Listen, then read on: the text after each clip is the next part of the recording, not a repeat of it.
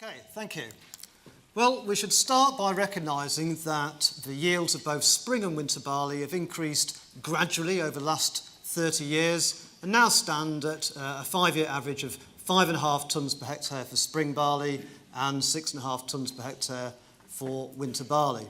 But we should also recognise that this is still quite substantially below the potential barley yields that can be achieved in the UK, even accounting for the fact that quite a large proportion of the barley crops are grown with lower amounts of nitrogen to enable them to get to various market specifications.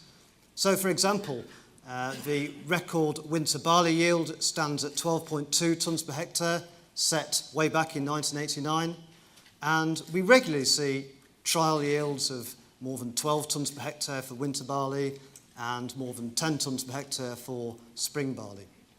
We should also recognise, as Jack said, the important role that barley can potentially play within the rotation, particularly given that recommended list trials of winter barley yield pretty much the same as second wheats, but we know that the variable costs of winter barley are generally a lot lower than wheat, which usually more than compensates for the lower price per grain. So I want to start by considering what is the physiological basis of how barley yields are determined to help us think about how we can push yields on towards the potential yields. So the first and most important thing to remember is that barley is sink limited. That means its yield is limited by the number of grains set per metre squared. So the work we've done previously to develop the HGCA Barley Growth Guide looked at a large number of crops. Each one of these green spots is a different crop. And you can see there's a very strong relationship between yield and grains per metre squared set. And you can see that the crops which were yielding 10 tonnes per hectare or more all set about 20,000 grains per metre squared. So that's key, to set lots of grains. How do we do that? Well, it's primarily about maximising the amount of light intercepted between plant emergence and flowering. The work we've done has shown that there's a very strong relationship between the amount of light intercepted over that period and grain set, and this holds for both spring barley and for winter barley. Once you've set lots of grains, you then still have to fill them, so it's still very important to maintain a healthy green canopy, and maintaining this for about 5 weeks after ear emergence will be sufficient to fill all those grains. Work we've done with different disease control experiments and different light shading shows that the crop can lose quite a lot of green canopy after 5 weeks and still achieve its yield potential. And this contrasts significantly with wheat, where of course we need to maximise green area duration during grain filling for as long as possible. So there are various ways of maximising light interception: earlier sowing, higher seed rate, earlier and more N fertiliser, earlier disease control. Stuart's already described the work on how to use fungicides to maximise disease control. There's not much new work on optimising sowing dates and high seed rates, so I'm going to focus on the latest work describing the optimum timing and rate of nitrogen fertiliser. So the current RB209 recommends that approximately 25 to 30% of nitrogen be applied before early stem extension. Current practice, as defined by the British Survey of Fertiliser Practice, shows that in practice we're applying a little bit more earlier than this, with 30 to 40% of N going on before the start of stem extension. And we've now started a HGCA project along with Growhow and Syngenta, which is going to produce evidence on which we can update RB209 in terms of the optimum N timings and the optimum N rates. We've just completed the first year of this project of 3 years, and in the first year we reviewed 25 nitrogen timing experiments. We basically found all the nitrogen timing data we could get our hands on. We've statistically analysed it, and it showed that a half a tonne yield increase could be achieved by applying more than 50% of the nitrogen before early stem extension compared with applying less than 30% before early stem extension. So that strongly indicates that we can apply a greater proportion of the nitrogen earlier than we are doing at the moment, and certainly earlier than RB209 recommends, and that will give us quite a significant yield improvement. The experiments which were done on nitrogen timings showed that the mechanism by which earlier N gave the higher yield was through greater light interception. And this is illustrated here, where on the left we can see a photo of a crop at ear emergence which had early N, 50% applied before growth stage 30, and you can see all of the light is being intercepted by the green canopy there, whereas on the right, a later application following RB209 recommendations, 30% applied before growth stage 30, and you can see the ground there. You can see that some light is getting through to the ground. Not all of it's being intercepted by the crop, and that will reduce the number of grains set by that crop and reduce its yield potential. Other implications of earlier N are in terms of its effect on grain N percentage, and you can see here the effect of, in the blue line, an early N strategy, 50% of the N applied before the start of stem extension, and in the red line, following RB209 guidance, for a range of nitrogen rates from 0 up to 300 kilograms of N per hectare, and you can see that consistently the earlier N strategy reduces the grain N percentage by about 0.1%, which is clearly going to be important for achieving various market specifications. Other implications of earlier N are that we measured consistent straw yield increases of between 0.3 and 1 tonne per hectare, height increases of up to 10 centimetres, which will increase the risk of lodging. So the new HECA project, which is a 3-year project, is testing a wide range of nitrogen timings with up to 75% of the nitrogen applied before growth stage 30, and there's a treatment looking at Optimum N with 30 kilograms of N per hectare applied at sowing. So it's a case of watch this space really for new results as and when they come in. The other element of the HECA project is optimum nitrogen rates. And in the first year we reviewed all the data we could get our hands on describing the response of winter barley crops to nitrogen. And this is summarised in this figure here, where on the vertical axis we have the optimum N rate as calculated in a nitrogen response experiment minus the recommended rate by RB209. And on the horizontal axis we have the yield potential of the crop as measured at the optimum N rate in tonnes per hectare. And what it shows, each of these points is a different experiment, so there's a good number of experiments to go at here. What it shows is that if we've got a yield potential of 8 tonnes per hectare, then the RB209 recommended rate is pretty much the same as the optimum rate as measured in the response experiment. However, if we have a yield potential of 10 tonnes per hectare or more, then the RB209 recommended rate is short by 50 to 60 kilograms of N per hectare, and those crops require an extra 50 to 60 kilos to achieve their yield potential. And the message is really that crops yielding more than 8 tonnes per hectare require more N than is currently recommended to achieve their yield potential, to the tune of about 27 kilograms of N per hectare for each tonne above 8 tonnes per hectare. So this describes variation in yield across environments. The HECA project is also looking at variation in yield caused by different varieties. And one of the experiments we carried out this year is summarised here, where we looked at a range of varieties 2-row feed, 6-row, 2-row malting, hybrid volume, and 2 much older varieties to give us a contrast of variety types. We grew each of these varieties at nitrogen rates ranging from 0 to 360 kilograms of N per hectare, fit these nitrogen response curves, and calculate the economic optimum N rate in the red triangles.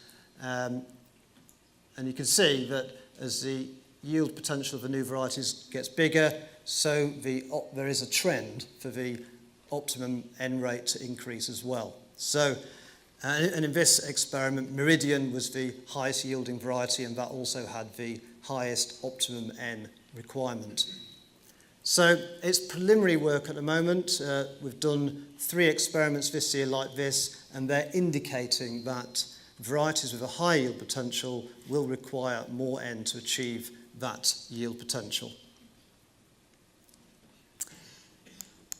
This work contrasts with work we did on spring barley a few years ago, where again we looked at old and new varieties. The old varieties were yielding about 5 tonnes per hectare, the new varieties 6 tonnes per hectare. We measured the optimum N rate across a wide range of experiments, and in this case, in spring barley, there was no difference in the optimum N rate between the older and the new high-yielding varieties. For information also, the newer varieties had a significantly lower grain N percentage due to the yield dilution effect.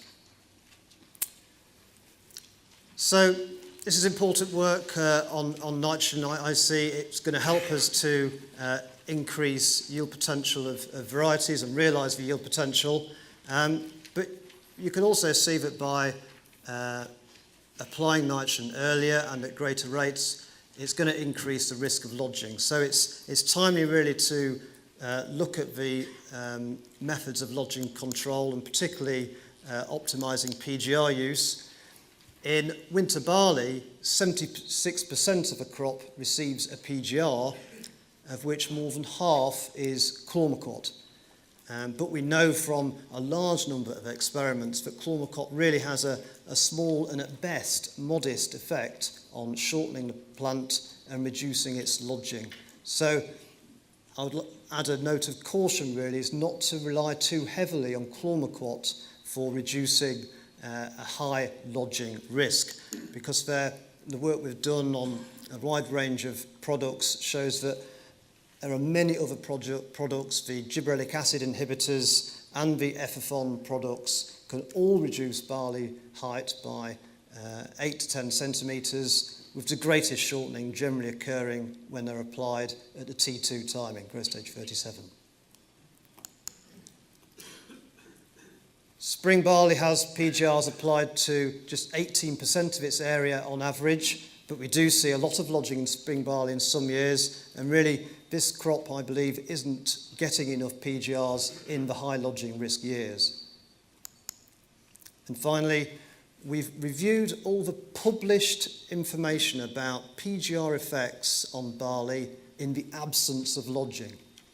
And these, interestingly, showed that Chlormacot increased ear number and yield significantly in 4 out of 12 experiments. The effects weren't big, but they were significant in this 1 in 3 experiments.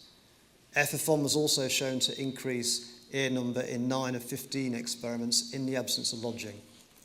But it's also apparent from the published literature that tethering effects are often seen a few weeks after PGR applications, but they don't always last. So it's important to target PGRs, of course. And we're all aware of the key factors which influence lodging risk, the variety lodging resistance score and the yield potential. But recent work we've done with BSF has shown the importance of the size of a canopy at the start of stem extension. Just small increases in the size of a canopy we've shown have large increases, cause large increases in the risk of lodging. So it's very important to assess the size of a canopy at the start of stem extension to get a full picture of the risk of lodging. So we could use rules of thumb to estimate the green area index. For example, if 30% of the ground is covered by crop, then you've got a green area index of about 0.3. If 50% of the ground is covered by crop, you've got a green area index of about 1.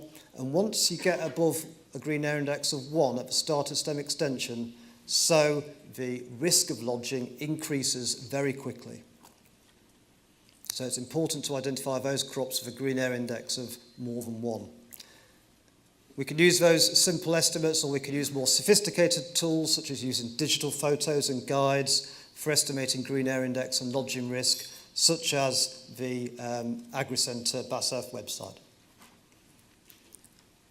So I now want to switch topics to consider the physiological response to fungicides. So Stuart's described disease control aspects of fungicides. I'm now looking at physiological responses, and these are the results of a substantial link project which was recently completed. Now this figure here shows the yield response to fungicides applied at the T2 timing, and how this relates to the amount of disease control on the upper leaves midway through grain filling. And you can see, well, firstly, there isn't a very good relationship between the two, but importantly, where there's little or no disease control, then there's still a significant yield increase of almost half a tonne per hectare. Where we have little disease control, it's often simply due to the fact that there wasn't much disease, so it's not that the fungicide wasn't working. The mechanism for this isn't fully understood. We've measured that the yield increases are coming from more seeds per metre squared and bigger grains, but beyond that we don't know, and more work is required to look at this. It's possibly through a direct effect of the fungicides on plant metabolism. We certainly didn't see an effect on prolonging the green area of a canopy. So the messages from this large link project were that naturally, if there's high disease pressure, then a T1 and a T2 will be needed.